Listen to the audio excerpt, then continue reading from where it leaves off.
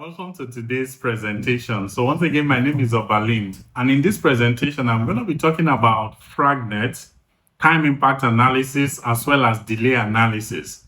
So these are some very important topics, especially in project planning, as well as in Primavera P6. I'll take our time to take a look at these topics. So by the end of these topics, I guarantee you that you have a firm grasp of what it means to do Fragnet, then also to do time impact analysis, as well as to do delay analysis. So once again, you're welcome to my class. So let's dive into the use of Primavera P6.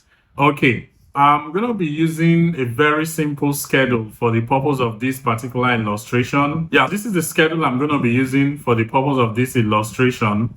If you take a look at my YouTube channel, you notice that I've done this very project in the past, which is the Community Health Center project. I'll leave the link to where you can access the whole of the, how I created the project itself. But it's a very simple project, and we're going to be using it for the purpose of our analysis. So when we talk about time impact analysis or delay analysis, we're basically talking about how does specific happenstance or things that happen within the project, how does it affect our schedule? That's why it's called time impact analysis.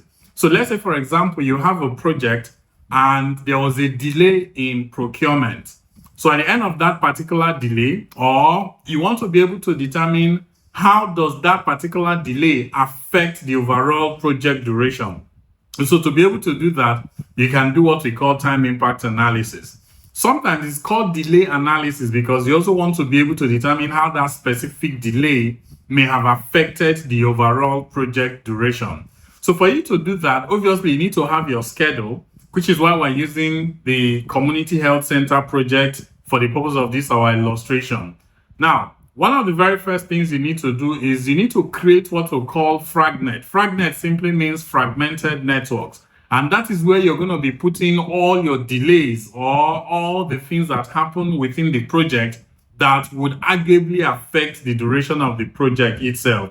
So to be able to do that, I'll be creating the Fragnet under the WBS. So simply click on the WBS icon within the directory, and it will take you to the WBS page. So once you're in the WBS page, all we simply need to do is to add an additional work package, which we're going to be referring to as our Fragnet. So I'll right click and simply add. Then I'll call this WBS item Fragnet. All right, so once that is the case, you go back to the activities page, and then it is now within the activities page that you're going to be adding the delay activity. So let's say, for example, there was a delay in approval for the foundation laying. For example, we did excavation. If you notice, excavation is activity A1010. And for the foundation laying, we needed to get approval first before we started laying the foundation. And for some reason, there was a 10 days delay. Before we begin to reflect that particular delay, it's very, very important first that we baseline this particular schedule so that we understand exactly how the original plan was. So the very first thing I'm going to do right now is to create the baseline. I go to my project menu, then I click on maintain baselines. So once the maintain baseline window pops up, I simply click on the add button. So I'm going to save a copy of this particular project as the baseline. I simply click on OK. So with that, if you notice, the baseline has been created. Under the baseline type, I'm going to change this to initial planning baseline because this is basically my initial plan. Then I click on close. So after creating the baseline, the next thing will now be to assign the baseline. And to assign the baseline, again, I go back to the project menu. This time around, I click on assign baseline. When the assign baseline window pops up, I simply go to under project baseline, click the browse button, and select the B1 that I've created. I also do the same thing under primary, selecting the B1 that has been created, and then I simply click on OK. So what I've done right now is to make sure that I've baselined the project, because if I want to begin to do my Fragnet and delay analysis, obviously I need to first baseline the project so that I can track against that particular baseline. So once I've baselined the project, the next thing is to display the baseline bars. So to do that, I like to make my Gantt a little bit more visible so that you can see the bars and they will be a lot more conspicuous. So to do that, I simply right click within the Gantt. Then I go to time scale. And then of course, under the date interval, I click in the drop down and then I select the week/day 1 and I click on OK. So with this, I have a much more visible Gantt chart. Now, let me display the baseline bar within the Gantt. Again, I right click in the Gantt. This time around, I click on bars. And once the bars window pops up, I check the box that says primary baseline. I really like increasing the size of the bar of my baseline so that, they are, again, much more visible. So under this particular shape, as well as the size of the bar, I click the drop down and I select a medium-sized bar. Then I simply click on OK. So once I did that, if you notice, a yellow bar appears underneath the already existing bars within the Gantt. Again, this is one of the very first steps I need to take to be able to create the Fragnet or to be able to do my time impact as well as delay analysis. So once I've been able to do this, the next thing I also would like to do is to display the baseline columns. So again, I right click within the table this time around, then click on columns. Once I'm in columns, I go to available options, group and sort, and list. The column I want to be displaying is my baseline project finish. Baseline project finish. So I simply look for my BL project finish. So this is the BL project finish, and then I add it. I bring it down to after my remaining duration. I would also like to add the baseline project duration as well. These are some things that would help me in tracking to be able to understand the impact that delay would have on my project itself. Okay, so once I've added these columns, I simply click on OK. So if you notice, I have 2 additional columns.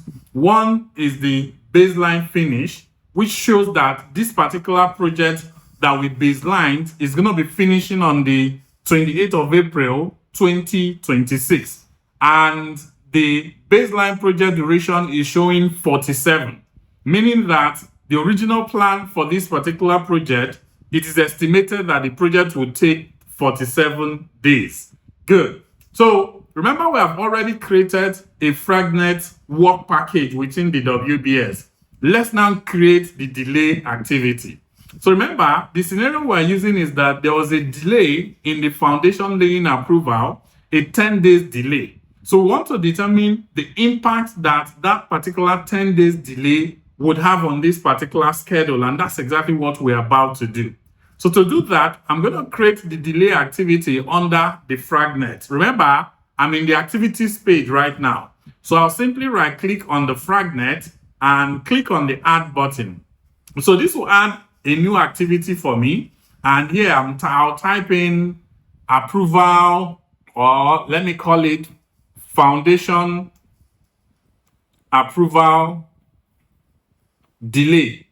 And remember, we said it's a 2 weeks delay. So let me make it 10 working days. So I simply type in 10 here. So you can see I've entered the activity, which is the foundation delay or the foundation approval delay. And that's exactly the activity you have here. So again, remember, the first step is you baseline your schedule. And then after you've baselined your schedule, then you create a Fragnet within the work packages in the WBS. And then the third one is you now add the delay activity. So the next thing is the activities that were affected by this delay would have to be logically linked to the delay activity. Again, remember that delay happened between excavation and foundation laying. So after excavation, there was a 2 weeks delay before the foundation laying, and we have already created the delay activity. So we now need to tuck it in between the excavation as well as the foundation laying. Don't forget, excavation is activity A1010, while foundation laying is activity A1020. So what I usually like to do is I can actually do this from my predecessor and successor tab within the detail view. But I just like to do it using the relationships tab, because that would have both predecessors and successors, so that I can do everything from that particular page. So I simply right click within the detail view. In case it's not showing in your detail view, this is how to add it. Then you go to customize activity details. So you can see the relationships tab. Just select it and add it. Then click on OK. Then stay within that relationship tab. So this is now where we're going to perform the linkage. Don't forget, it happened after excavation. That means after excavation, we're going to be creating a successor activity, which of course would now be the delay activity. So I select excavating, which is activity A1010, and then within my relationships tabs in the detail view, you can see the successor on the right hand side. So I simply click on the assign button and I choose that delay activity, which is activity 1120. You can see it here under the Fragnet, activity 1120. That is foundation approval delay, and I assign it as a successor to this very activity. Then I click on close. Then the foundation laying, the predecessor will now be the foundation approval delay. Remember what is happening here? It happened after excavating. That's why we added it as a successor to excavating, but before foundation laying. So that's why we're going to be adding that same approval delay as a predecessor to foundation laying. So I select my foundation laying, and then under the detail view, I come to under the relationships tab, I come to the predecessor section, click on the assign button, and then I select again the delay activity. I can also double click on it just to select. Okay, good. So once I've done that, you notice that I've assigned the foundation approval delay as a predecessor to the foundation laying. So this is now where you need to take a look to see how this would impact the schedule. First of all, notice the original duration for this project is 47 days. And that's also the same thing that you have under the baseline project duration. And because there's not been any change in implementation, all the dates as well as the duration are still the same. That is the original duration as well as the baseline project duration. If you also take a look at the baseline finish as well as the finish dates, you also notice that they are also the same. This project is estimated to finish on the 28th of April, which is also what you have here under the finish. So when we now do the schedule, if we schedule, we'll now see how this particular delay would impact the project. So let's do that right away. So I simply click on the schedule icon within the tools bar, and then make sure you select the relevant data date. So in my own case, my data date is today. So I simply click the schedule button. So the moment I click on the schedule button, watch what happens. You notice that the original duration changes to 57 days, showing that there is an additional 10 days that has been added to this particular schedule. Obviously, you could tell where that was coming from because of this 10 days delay activity that we added. But take a look at the baseline project duration. You can see it's still showing 47 because that was the original plan. So the baseline still remained, because the essence of the baseline is it freezes the schedule so that as much as possible, it would, if there's any change in the schedule, you'll be able to tell. So that's part of the reason why you're seeing 47 here, which was the original plan. And then you're now seeing that we have 57 under the original duration, which shows you the impact of that particular delay that you have added to the schedule itself. Other than that, also notice that the finish date has also moved. You take a look at the finish date and you'll understand exactly what is happening. So you can see initially our finish date for this particular project was supposed to be the 28th of April 2026.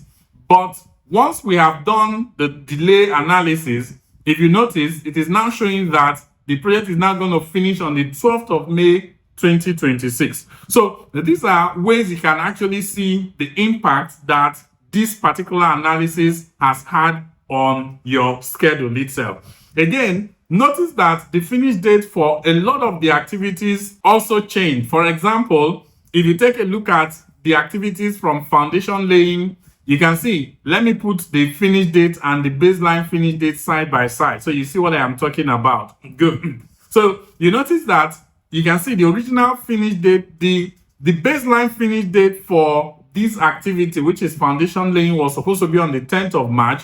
But after we have added that delay activity, it moved it to the 24th of March. And the same way, other activities were also affected. So what you do during this analysis is now to do a report detailing all of these changes, how they have impacted the project duration, how the delay may have impacted the finish date of the project, as well as activities within the project itself. You can also add your baseline start and compare it with the start to also see how it has impacted all of those activities one after the other, especially their start date. So this is basically how you do your delay analysis, time impact analysis, as well as Fragnet using Primavera P6. In my next video, I'm going to be explaining to you how you can use a tool that, of course, would help you to better analyze and just do a one-page report about the impact of these changes. And that's what we call the visualizer. So watch out for the part 2 of this particular video.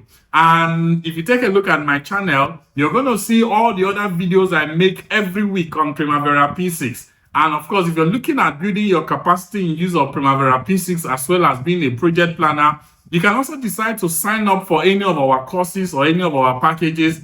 For example, you can buy our course on Udemy, or you can sign up for a mentorship program on nas.io. You can also take a one-on-one class with us. Simply take a look at the description. You're going to see a link to all of this information. You can also simply chat us up on WhatsApp for a detailed information on how to take part in these sessions. I hope this particular training has been quite informative for you. If you like it, please subscribe to this particular channel, comment, and then also turn on your notification icon. Your subscription actually helps us to be able to reach more audience. And if you think there are people who would also need this video, simply like and share it. Thank you so much for watching, and I hope to see you in the next